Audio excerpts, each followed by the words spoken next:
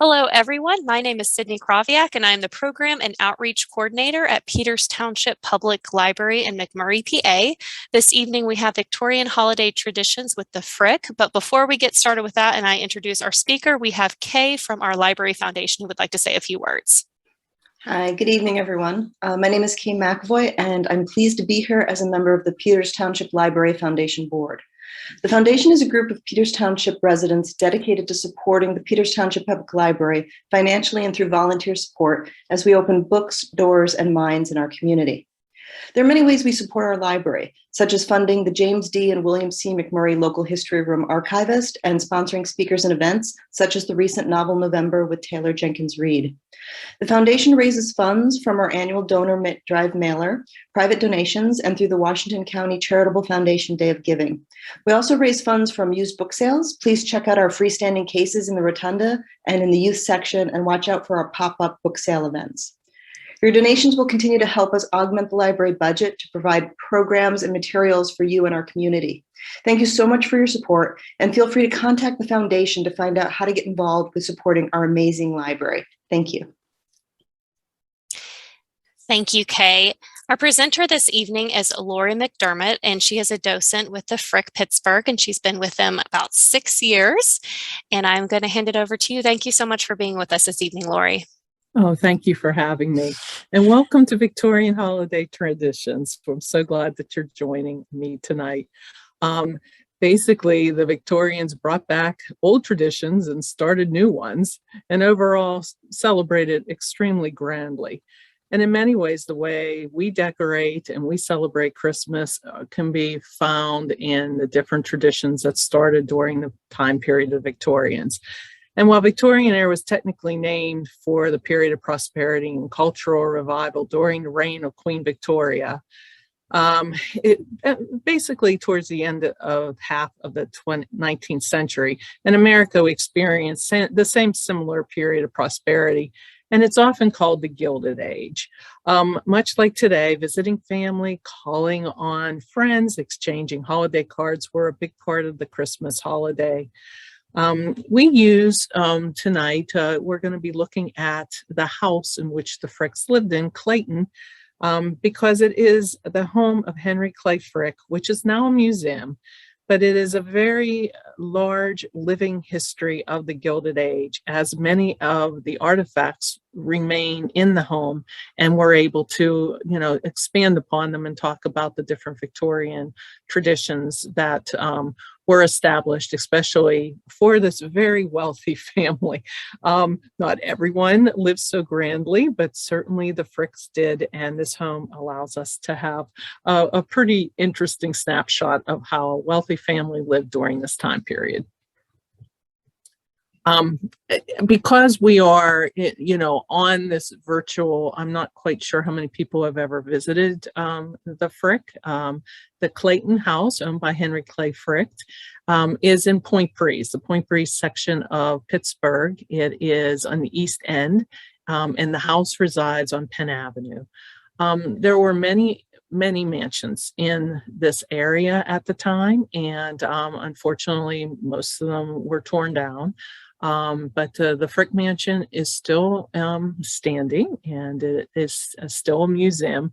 Unfortunately, during COVID, we did close the mansion. It is still closed currently to visitors while we are adjusting some of the different physical issues, water issues that we've had with the building, and also the HVAC system.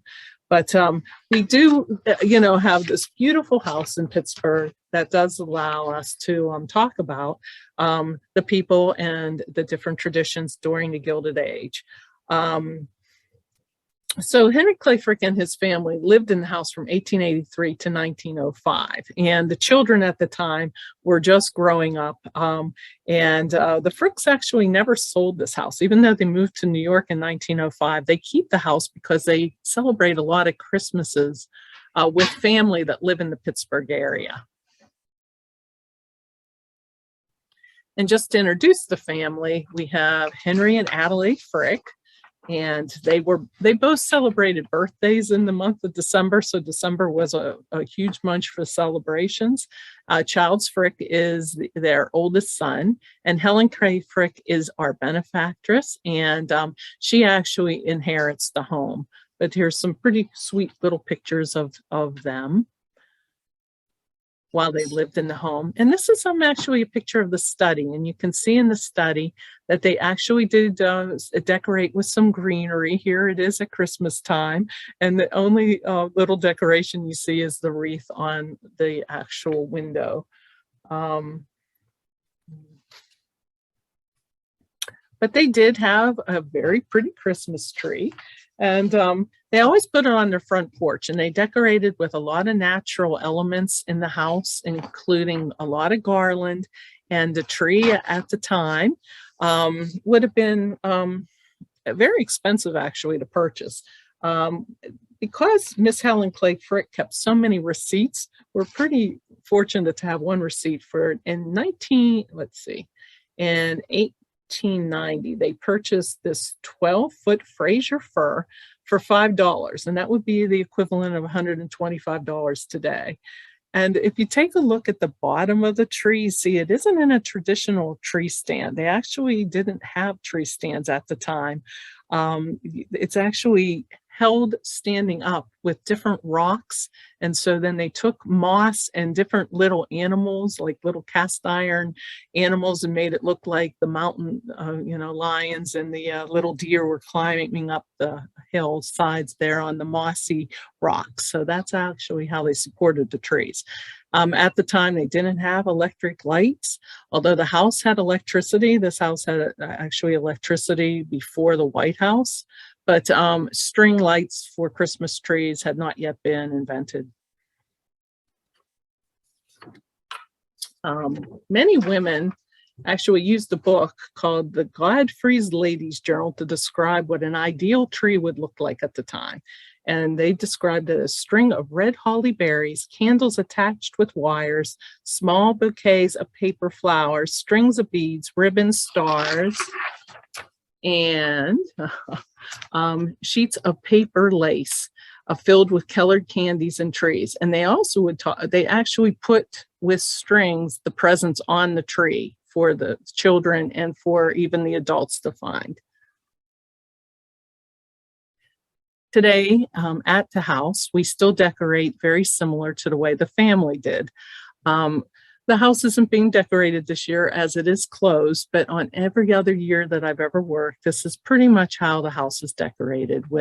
We use greeneries and we use wreaths, but again, very natural. Music played a very large part in the Victorian Christmas celebrations. Here in the parlor, you can see that Clayton has a Steinway piano.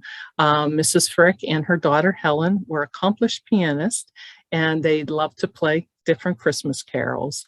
Christmas carols during the Victorian time were very popular. And parlor singing was one of the most popular forms of home entertainment, since Victorians didn't have a radio, but they would actually get together and listen to either someone play the piano, or in the top corner, you'll notice a little machine that looks like it has a roll. These were called rollers or cog organs. And it was kind of music box that had a roller that looked like a cob of corn that would actually play music as it was turned.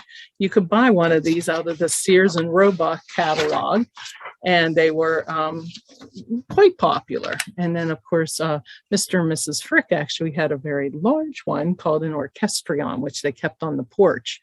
But the tradition of caroling from door to door originated with the waits, an ancient English custom going from house to house and singing in exchange for food. Singing carols outdoors on the front porches of homes became popular in both England and United States as early as the late 19th century and continued into the 20th. The English carol, "Here We Go, Come a Waltzing," best describes the tradition of the waits. There was often a tree decorated also inside in the parlor. Once again, you see the rocks underneath the tree that are actually supporting the tree. Poinsettias were also a very popular item by Victorians. Basically, the house we use when we decorate Clayton, both artificial and real plants. We don't keep real plants in the historical home that long because of problems we've had actually with some of the other creatures that come in with the real live plants. But definitely poinsettias are a big part of the decorating of the house. This is a picture of the parlor looking away from the organ and actually looking at the fireplaces. Now the Fricks probably didn't decorate like we do because they actually needed the fireplaces to heat the rooms. But we do try and keep it fairly traditional. And one of the large traditions that was handled by Victorians was something called the kissing ball. It's the precursor to what we know as the mistletoe.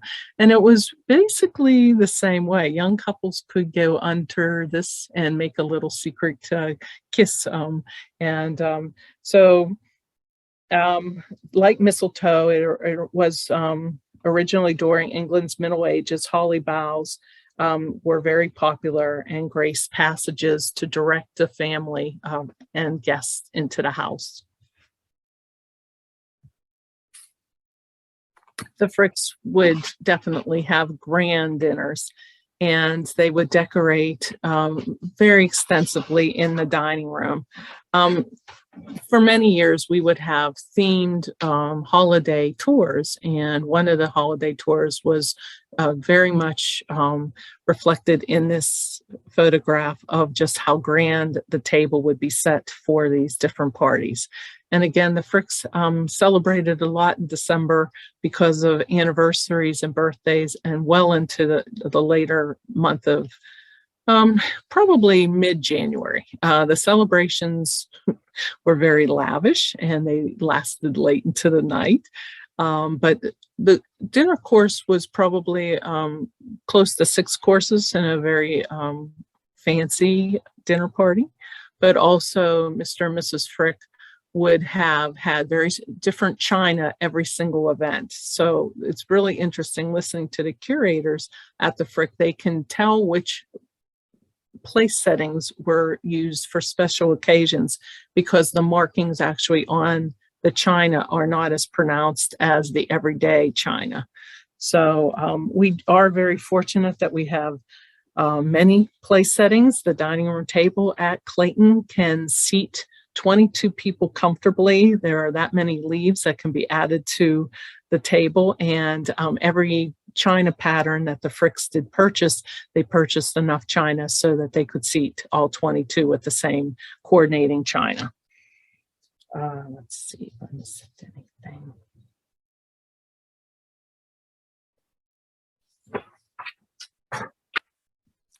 So while the Fricks were happily being entertaining, there was also quite a lot of activity in the house, in the kitchen, and also with the children. And here we're very fortunate that Miss Helen Clay Frick, our benefactress, who lived until 1984, and she passed away in her 90s, but she had decided that she wanted to leave a lot of the family's treasures and keep them in a type of museum. That she set up a foundation and she started working with historians to keep everything. And she really did preserve many things, including some of the clothing that she wore as a small child and her dolls.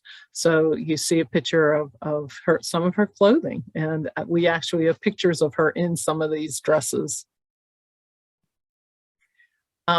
Obviously, you know, decorating is changed very much over time. So there are definitely blending of traditions from the Victorian time period to now. And this is sort of a funny little photo that somebody said that, can you imagine if Clayton was completely bedazzled with lights? And we don't do this. We decorate the house very traditionally in the method in which the Fricks had available to them at the time they lived in the home. But it's no wonder people want to celebrate different traditions. The darkest days of winter have long been a time to celebrate light and birth, from the Norse and Scandinavia, who celebrated Yuletide, until, basically here we have a structure the ancient Celts had in Newgrange, Ireland. The Celts constructed this burial mound over 5,000 years BC, making it a site of older than Stonehenge. And so basically the light will come into the chamber. The dramatic event lasts for 17 minutes at dawn and a few days before and after the winter solstice. Just like today during the Gilded Age, winter weather brought opportunities for special outdoor activities. And amongst them that were most popular were ice skating and sleigh rides. Sleigh rides were not only fun, they were very practical. At the time, the carriages did not go on the street, and there was not really snow removal as we know it now. So owning a sleigh was not only for fun, it was actually a necessity.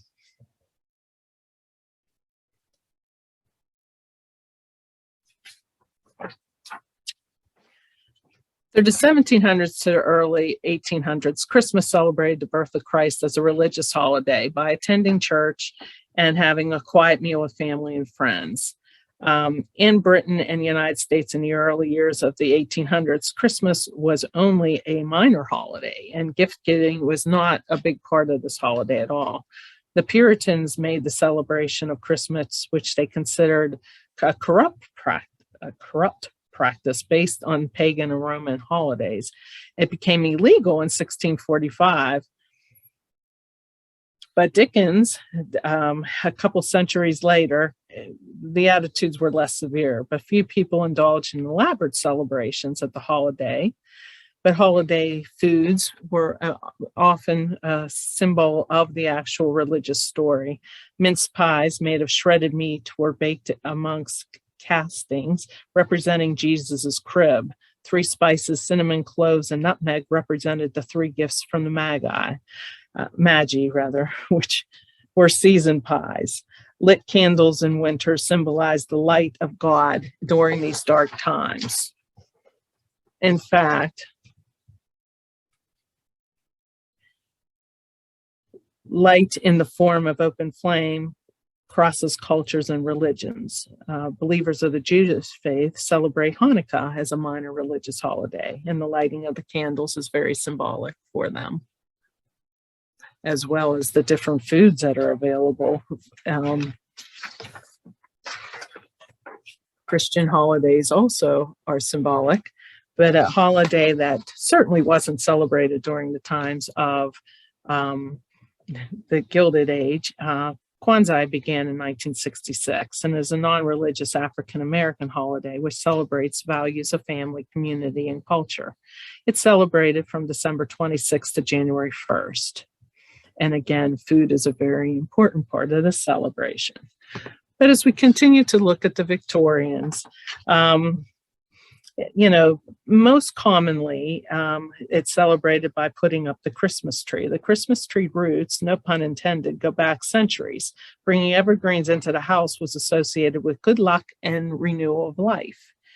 In the 12th century, trees were actually hung upside down from the ceilings during Christmas time in Central Europe as a symbol of Trinity in the Christianity religion. Legend has it, however, that the Christmas trees we know today came around about the year 2500. Protestant reform leader Martin Luther is said to have decorated a small Christmas tree with candles to show his children how the stars twinkled through the dark sky. So Germans, in the name of that event, called it the Christmas tree. However, it wasn't until 1840s that the Christmas tree came to be known widely in America. In 1848, the illustrator London Times ran a picture of the royal family with their Christmas tree. Queen Victoria's husband, Prince Albert, was German and brought this tradition to Windsor Castle. Unlike the previous royal family, Victoria was very popular with her subjects, and what was done at court immediately became very fashionable, not only in Britain, but also in the fashionable East Coast American society. So by the 1800s, the Christmas tree arrived in America. And although Pennsylvania can claim it a bit earlier, as German settlers were here, the Christmas tree tradition spread across the nation. Christmas Day was not a national holiday in the early days in America. It became a legal mandated holiday by individual states throughout 1850 and 1860s. President Ulysses S. Grant made it a national holiday in 1870 and established the standard date for observing the day. Before that time, people might generally expect to celebrate on the Feast of St. Nicholas on December 6th, or the Feast of the Epiphany on January 6th. So it varied depending on where you lived and what religion you were. So with so many traditions, it is said that the Victorians invented Christmas, at least as we know it today.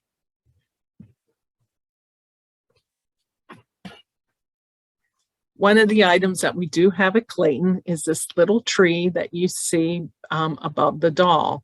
And it's actually not the original tree. We understand the original tree, according to Helen's writings, was actually made of feather leaves, which of course did not last.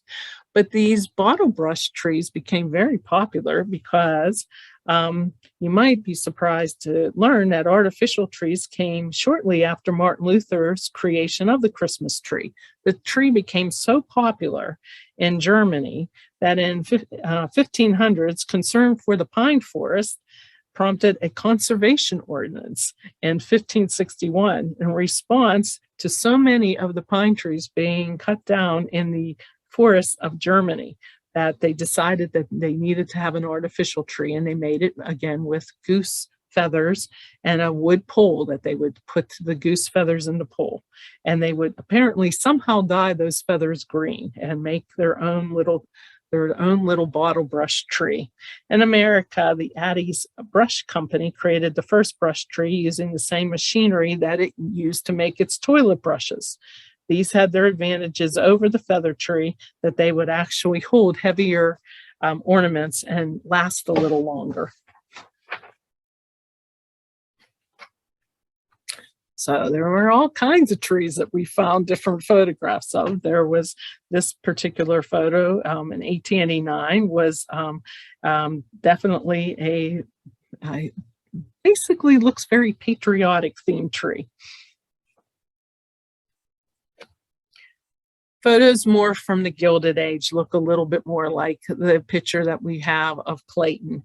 The Gilded Age was a time of excess, and it included Christmas traditions such as tree decorating, gift giving, caroling, baking, and the first trees were again decorated with edible ornaments, homemade gifts, candles, ribbons, dried flowers, and paper chains. And this picture actually shows you some of these little candle clips. Candles were rarely and only for a short time lit, usually by the head of the household, for example, the grandfather. The rest of the family stood back ready with blankets and buckets of water, because in 1900, insurance companies wouldn't pay or if a house burned down due to a Christmas tree fire, which was very common. So the candle drippings would go on the floor, and eventually, once carpet was invented, and basically ignite the house. So when people would light their trees, the families would actually walk up and down the street to look to see through the windows what family was lighting their tree at that moment. But it was a very short-lived event. The first glass ornaments came from Germany, and they were dated around the mid-1800s. When mail order became popular, fragile glass ornaments were replaced by cardboard, scrap, and cotton ornaments. The glass ornaments were quite popular in Western Pennsylvania because there were so many German immigrants, and a lot of German immigrants actually brought their Christmas ornaments over with them from their homeland. But other type of ornaments were made, a lot with different kinds of, cards, and they would be cut out and then they would be bedazzled in some way. There were, again, very popular patriotic decorative themes. These paper ornaments were made with silver pipe cleaners, tinsel, and card scraps. People used to send trade cards and businesses for scrapbooking. Often these little scrapbooks would become ornaments. They usually had a beautiful image, while the back of it listed details about their company and what they sold. The Christmas card was also invented at this time. Germany claims the tree and England claims the card.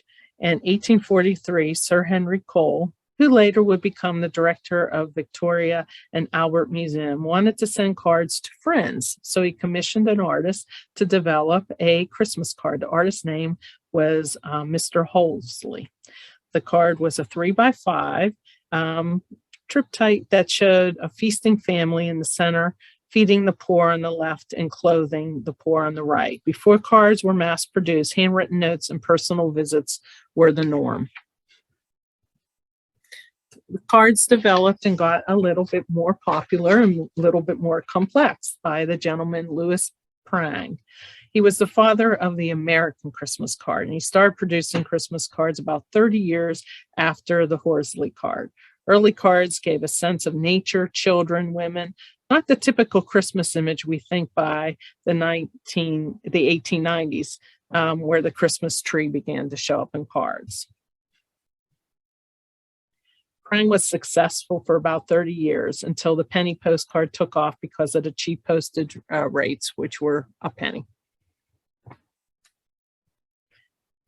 While Christmas for centuries was associated with St. Nicholas, the image of Santa Claus as we know him today only really started in about 1822. Clement Moore wrote The Night Before Christmas as a present to his young daughter. Legend is that he was shopping on Christmas Eve with a good friend who was stocky, had a white beard, and that might have been the image that he had in his mind. The poem "Twas the Night Before Christmas" was originally called A Visit from St. Nicholas in 1822 and is now a tradition in many American families as the poem is read on Christmas Eve night. The poem helped define our image of Christmas and Santa Claus. Prior to the creation of the story, St. Nick had never been associated with a sleigh or reindeer or the physical image of Santa that now we collectively think of when we hear the name. So in addition to the Christmas card, the Victorian era also invented the modern idea of Santa Claus. It was the night before Christmas when all through the house, not a creature was stirring, not even a mouse. So we know the rest.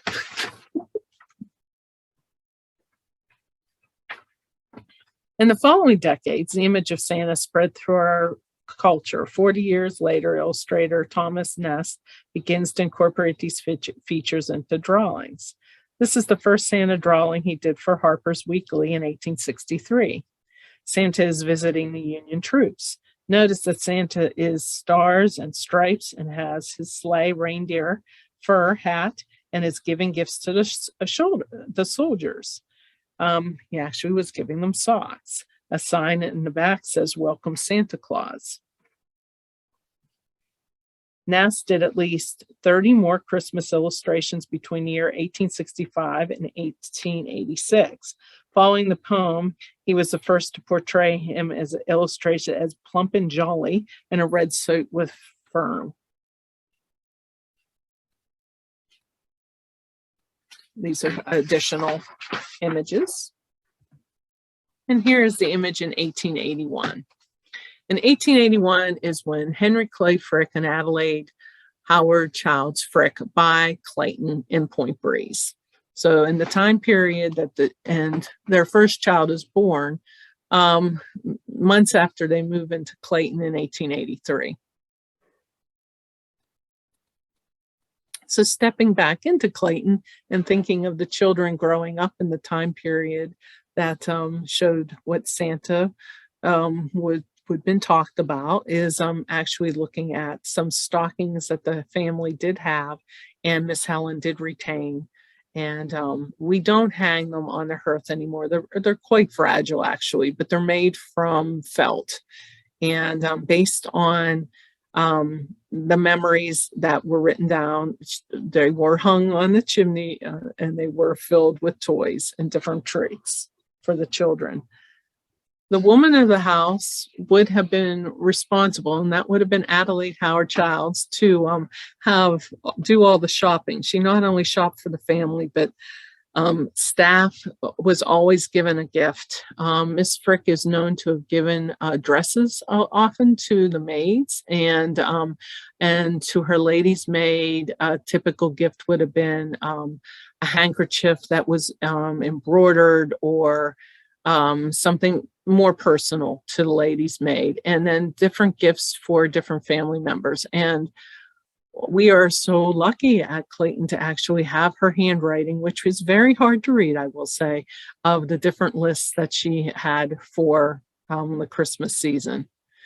We also have receipts of things that were purchased. The family went to not just downtown and shopped at the shops there. They also would go into New York. And this was actually purchased for different gifts. You can see there was a rabbit, and it's sort of hard to see. I'm hoping you can see, but a soldier set, a train set, different toys that we're actually familiar with buying for children today as well.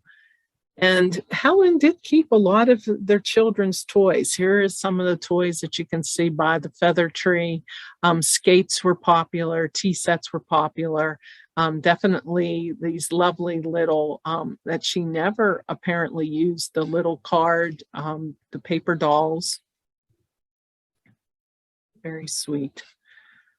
Games at this time were becoming very popular, including board games. And one of the games that the Frick is very glad that they own from the family is a game called the Game of Merry Christmas. And it is, we don't have actually the instructions on how one is to play, and there's not really dice involved, but there's these little cards that you pull out of a little bag, a little leather sack, and according to the card, it's basically what you got for Christmas. So it's pretty hard to read, but like one of the prizes is a horn of plenty, a jack-in-the-box, a box of soldiers, a hobby horse, and a box of matches. So there's quite a variety of gifts that you can win in the game, Merry Christmas game. Also, homemade gifts were very important, not only to the Frick's family, but they would have been given by children to their parents. And here we see a Adelaide Howard Clay Frick was somehow burned, we believe by Childs, into a letter opener. And we do know Childs painted this house on a pier, which he did present to his father as a Christmas present. Adelaide was given this beautiful ivory dressing set of many brushes and combs. And we do also have this beautiful silver and crystal vase that is engraved Merry Xmas. And the year, I believe, is 1895. So it was purchased by Mr. Frick for Mrs. Frick as one of the gifts that she received that year.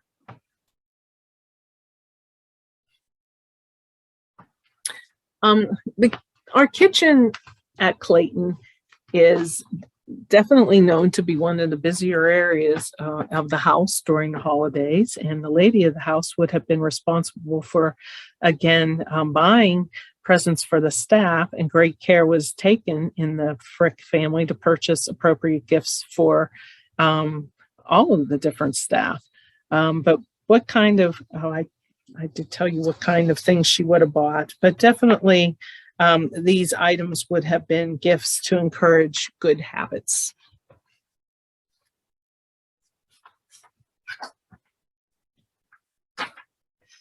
The house was decorated for family and friends to enjoy. As I mentioned earlier, there were a lot of reasons to celebrate it in the Frick home with their anniversary and their birthdays. But dinner was at 1 p.m. on Christmas, and the menu included beef, goose, ham, turkey, fish, oysters, caviar, pea soup or turtle soup, pears, tangerines, stuffed tomatoes, and salmon. They had many servings of many types of meat. Turn of the century ladies' magazines were filled with advice on entertaining, and one instructs the women to invite persons to your house is to take charge of their happiness while being under your roof. And when we invite our friends at Christmas time, we take charge of their happiness for the while they are here. Decorations at the Frick's home included to the greenhouse, where in chilly weather outside, this photo shows that inside the display of many different plants that were available to be brought inside. David Fraser is peeking out from the back, and he was the family gardener. Let's see, he's over by the ferns, way in the back, if you can see him. Also, we have a receipt from Ludwig's Florist, which is, I believe, still in business in the Strip District, which shows that flowers were purchased also to be displayed. For example, 6 bunches of holly is $3. So, still quite expensive to be bringing in this many plants into your home. But the family did like to decorate with plants, and so the top photograph, which shows the poinsettias, is one of the decorations of how we decorated the home for Christmas. But the lovely picture of all the women sitting around is actually how the Fricks decorated. There was a very special event in December, one holiday season, and that was to celebrate Miss Helen, who is sitting in the chair. It was her basically debut to society. So she's 16 years old, and this is how many flowers and different plants were in the actual same area of the photo up above, which was the front porch.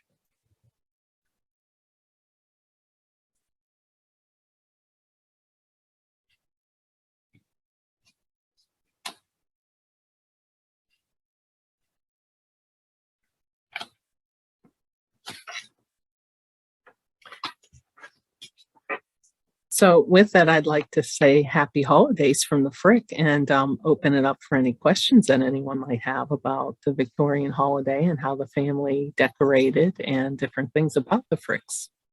In this photograph, you can actually see that there's an orchestrion in the back, and that's the very large musical instrument that the Fricks owned. Thank you, Lori. I just launched a poll if people have a moment to answer it as well, just to let the library know how many people are on the other side of the screen, because we use these programs as program numbers that we report to the state, and we know that sometimes a name on a Zoom list may be more than one person over there. So we appreciate you taking the time to answer that. I'm also going to allow everybody to turn their microphone on or their video on. So if you have a question and you would like to unmute yourself to ask it, or you can type it into the chat and I can share that with Lori, you are welcome to do so. Has anyone been to the Frick and been in the house?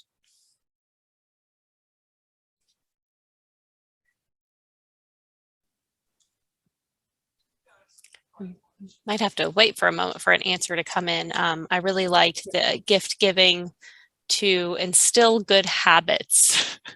Yeah, it was, very practical gifts were given to the staff, but still they were paid staff and they were, treated very lovingly by the family. It's interesting that Miss Helen not only saved receipts and records about her family, but very much care was given to letters and receipts and pay stubs and about, things that were given to staff.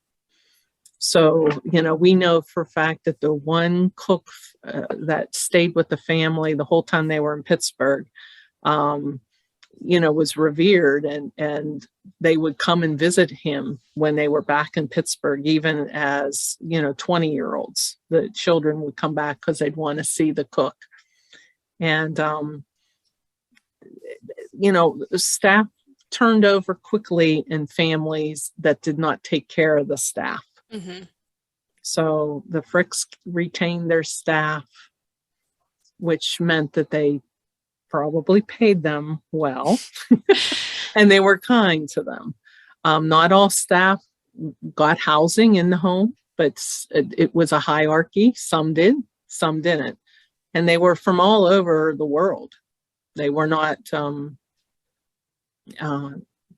from every nationality, and having to get along in that house to make it operate must have been an orchestration. Several comments coming in of people saying they've been to the Frick and it's always so beautiful at Christmas, and some thank yous, and that this was very interesting and very informative. Well, thank you. Yeah, we really miss not having the house open, and hope that next Christmas we're under a different circumstance and it's back open and decorated, because we miss it as well. I enjoyed your presentation. Hope to visit the house someday, and I'll be mindful to take responsibility for the happiness of my guests while they are here as well. Thank you for sharing so much great info. And I haven't been to the Frick house, but it reminds me of the Cheekwood Mansion in Nashville. Oh, yes, yeah. I also have not been to the Frick yet, but yes, it does remind me of the Cheekwood as well, since I'm from Nashville area. A question. Does I that apologize. have a lot of artifacts from the family as well? That historical home? I can't remember, because one of their big things is all the art. They have art installations on the grounds. So that's what I remember the most about my time there. I haven't been there many years. I see. We do have a question. How many Christmases did the Fricks spend at the house? When Mrs. and Mr. Frick buy the house in 1882, and then they do refinements, and they don't move in until January of 1883, and Childs is born in March of that year. They moved to New York City in 1905. So that's 22 years that house was their primary home. But they never sell the house, and they have extended family in the area and come back to Pittsburgh and celebrate their Christmases for many, many years. So the majority of their married life Christmas was in Pittsburgh. So Mr. Frick passes away in 19, and Mrs. Frick passes away in 1931. Helen comes back to Pittsburgh and lives her final years in the house, and we know she celebrates Christmas in the home her last 10 years of life. So, it's an interesting question, but let's just say a lot of Christmases were spent by the family in the home. How about music? Was there caroling? Yeah, actually there was caroling. Was very popular. Some of my favorite is reading the different newspapers from the time period. They would actually talk about the carolers on the street, but also the sleds and how the different boulevards. I mean, if it snowed, nobody was taking out a carriage, and certainly not an automobile. So everybody had a sled. Having, if you were going to have a vehicle besides your horse, you bought a sled before you bought a carriage in this part of the country, because it was the only way to get around. But yes, they definitely had carolers, and they not only came by walking, they came in their sled. They would have sled parades. Another comment, what a good presentation, and that they miss not being at the Frick. No. And that they really enjoyed it. There is an exhibit right now. Our museum is open. It is the Radicals, and it is a beautiful show of not just fine art, but also decorative art items, some furniture, some jewelry. It really is a nice show. And then the car and carriage show, and I would have to check the website. I believe it's just till the end of the month, maybe early January. There is another show that's basically the sled is there, but also we do have a show about different ornaments for the cars. And I guess these are outside on the grounds? Those two buildings have passed the air quality control, okay. And they do have they're not taking. There's time tickets, like members can still go for free. There's still, and the car carriage museum is free to anybody, but they do monitor how many bodies are in the building for air quality. We have another question. Heard much about Henry Clay Frick, but not much about Childs. What did he grow up to do? Yeah, Childs is really an interesting guy. He's very influenced by Carnegie. When he's a little boy and Carnegie's coming to the dinner table, Carnegie's talking about all these wonderful dinosaur bones they're finding, which fascinates Childs. He's always loved animals, and he does become a paleontologist. And the Carnegie Museum has actually written a lot of different articles about his journeys into Africa and his explorations, and he loved fossils. He donated upon his death the largest fossil collection, which is in the museum in New York. Wow. We'll give it another does moment. Not go into business, which I don't know if that made him. We don't know how Henry felt about. We'll give it another moment to see if any other questions come in. But thank you again so much for sharing all this information with us this evening, Lori. Even thank you. If we can't go to the Frick in person, thank you for bringing it to us. Well, thank you. And everyone enjoy your holiday. Really appreciate your time today and having us, and I hope to see you at the Frick. I really do.